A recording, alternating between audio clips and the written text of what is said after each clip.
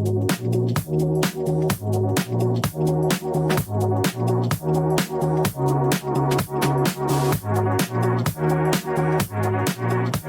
there, Dale.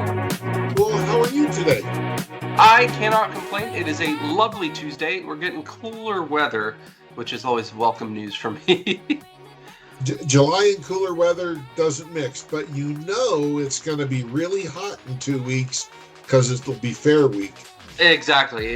It's just nature at that point. But that's how it works.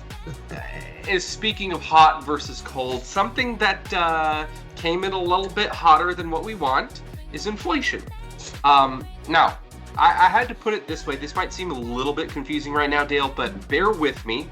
The simplest way to put this, we're going to jump all the way to the end. The monthly core rate annualized would be 2.2%.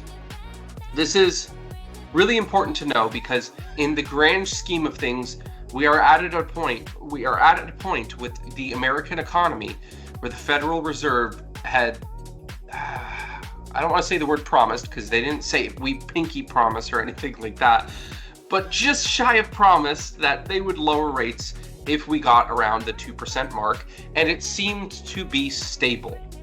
Well, they've reached the goal. They've reached the goal.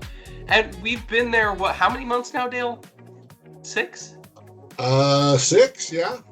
Yeah, just about, we'll say 5 months. We have hit this goal.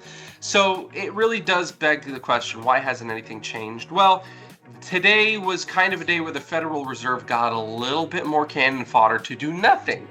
The big reason, looking at the 3-month, inflation did go up. And the 3-month went from 1% up to 2.4. And the core went from 1.7 up to 2.4.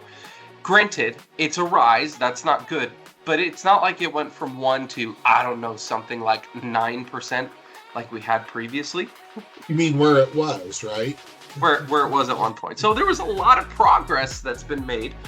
And 2.4 in the grand scheme of things, no, it's not good. Nobody wants 2.4 more expensive anything.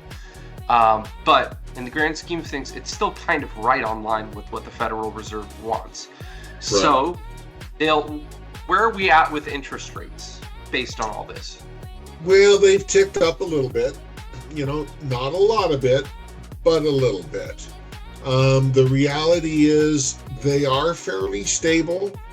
We're not seeing the big swings like we used to see, but still, there is a lot of instability, a lot of how are the tariffs going to impact things, and instability always brings caution, which always brings a little bit higher rates to hedge for problems.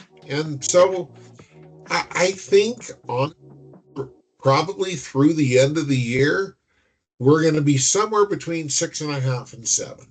That's what it feels like to me. It definitely feels that way, and things can change on the daily.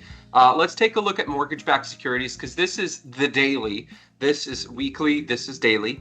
And we did get a lock request today, basically saying, hey, the market doesn't look so hot. The reason being the inflation numbers that we showed you earlier.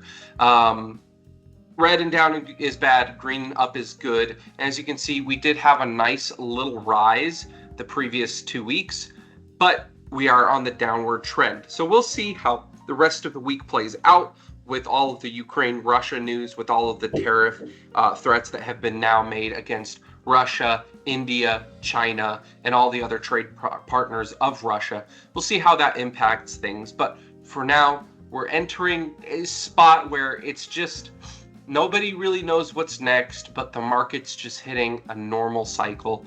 6.5 to 7% seems like that's where rates are going to live, at least for the near future. Yeah, I agree. All right. Well, Dale, thank you. Appreciate your time as always. Absolutely. You have a great day. You too. Bye. Bye-bye.